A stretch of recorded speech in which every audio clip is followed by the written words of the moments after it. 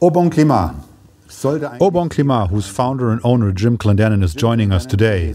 Jim, thanks for coming. He should be known by any wine freak in the world. Jim has been the pioneer in Chardonnay and Pinot in Santa Barbara.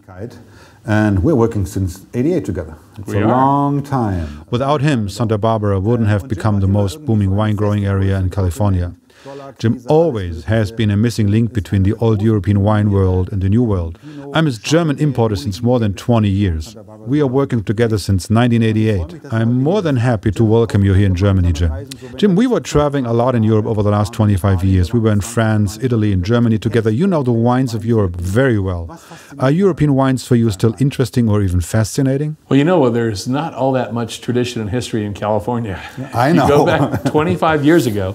The wines weren't great. There were some wines that were atypically good, but not very many. And so if you love wine, and I turned 21 living in France, and I found out that I loved wine. It became a passion for me in a way that nothing except basketball ever had been a passion before. And I found myself more and more compelled to try to be in the business. But it was completely to be in the business from a European perspective.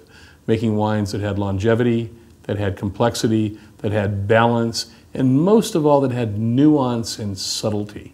All the things about breed and fineness are what I'm interested in, and you could only find those things in European wines at the time. Right, yeah. Jim wollte eigentlich ein Anwalt. Jim, you wanted to become a lawyer but ended up as a winemaker. You refused studies at UC Davis and instead learned winemaking by experience in France and of course back home.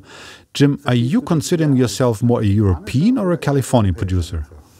You know, European winemakers usually come from family tradition. Yeah. They have vines that they have access to, and they have to develop a style during their generation. Yeah. In that sense, I'm not a European winemaker, though I respect European traditional styles of wine more than any other.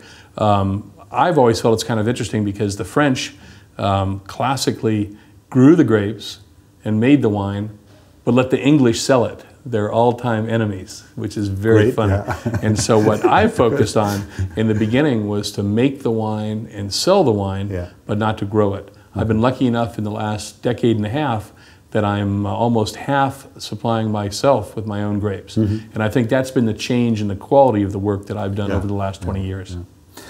Gibt's für dich irgendwie ein Wesen? From your personal perspective, is there a significant difference between European and Californian producers? I think the European winemakers come from a family tradition that allows them to expand and enhance the quality that they're working with, but not to change completely. I think the sad thing about most California winemakers is they're more obsessed with getting points from recognized wine critics, making styles that are more of a fad or a recent change. There's no dedication to the longevity of a family history or a wine style. And I think that's, especially when it's taken as a sign of great success, I think that's a little embarrassing, you know?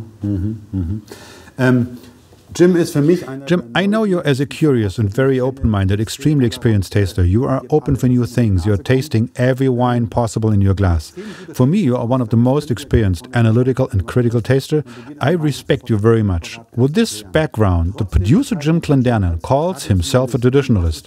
What does tradition mean for you? You know, the tradition that we're trying to adhere to is a tradition that accompanies all the wines that we tasted 25 years ago when we were developing our passion for wine. And those wines have alcohol that never goes beyond 13.5 alcohol. They have acidity that's firm and a level of elegance and breed that you just don't find in more pedestrian, less elevated sites. And the sad thing for me is when you celebrate power in hot zones, like a lot of Californians do, you're making wines that are very atypical. Very untraditional. Even if we don't have a tradition, we have a world tradition. They've been making wines that American wine collectors, that American wine aficionados, a lot of Americans actually discovered wine in the aftermath of World War II. You know, there were more Americans that discovered wine living in Germany than there were Americans discovering wine living in America. You know, how do we discover good coffee? How do we discover great produce and styles of cooking, you know? And then all of those things have emanated from our European backgrounds or our European exposure. And now that we've got a good running start, we can go anywhere that we want. And I think the possibilities have confused a lot of people and led them down the wrong path. Yeah, good explanation. Jim, unser berühmter Robert Parker hat dich mehrfach... Jim, our great Robert Parker has chosen you twice as Winemaker of the Year. Your wines got great ratings, you were a highly acclaimed star in the Parker community. Then, almost all of a sudden, you fell out of favor with him and went in a different direction. What happened? How come? You know, you have to remember that I was top 11 most interesting winemakers of the year from Parker in 90 and 91. That's a long time ago. That's just after you and I started. And I would argue that I haven't changed at all, that I've actually confirmed what I'm trying to do more and more, but the critical approach to understanding my wines has changed dramatically.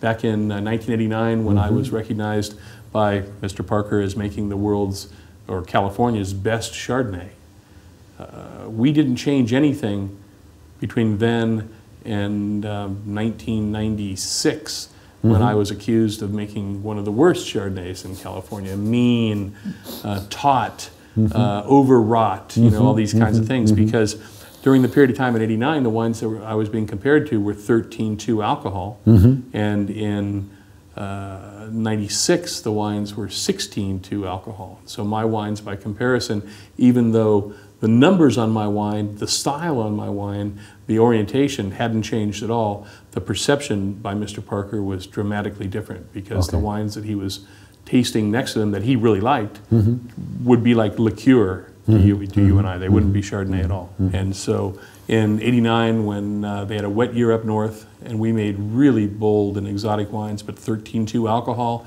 and really firm acidity, those wines got great acclaim from Mr. Parker. And then 7 years later, making the same style of wine, but being compared to the Kisslers and the Marquesans at 16% alcohol, all of a sudden our wines were considered to be pinched, taut, and austere. Right, exactly. It was painful. Yeah. And economically difficult, or? Luckily, we had so many people waiting to buy our wines, then it was okay. We survived. Right, okay. We're still surviving. Okay, great. Deine Weine haben sich über die... Your wines have changed over the years, but didn't change much. They became less Californian, more stylish Au Bon Climat. Many top producers in the wine world are changing their style these days towards more freshness, more finesse. I mean, like you. They are going for different paradigms. What's going on? You know, I've never believed that winemaking should be easy or simple. I think that if there's an easy thing in your neighborhood and you're doing it, then it's wrong. And so if we have a lot of sunshine in California, what should we be doing?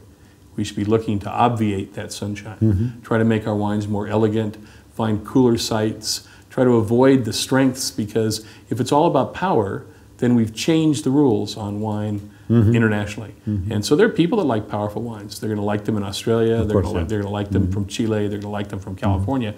But what I've always been looking for is to unlock the secret of making at least structurally similar wines, if not flavor similar, to the greatest wines in the world, the wines that historically gave me the most pleasure.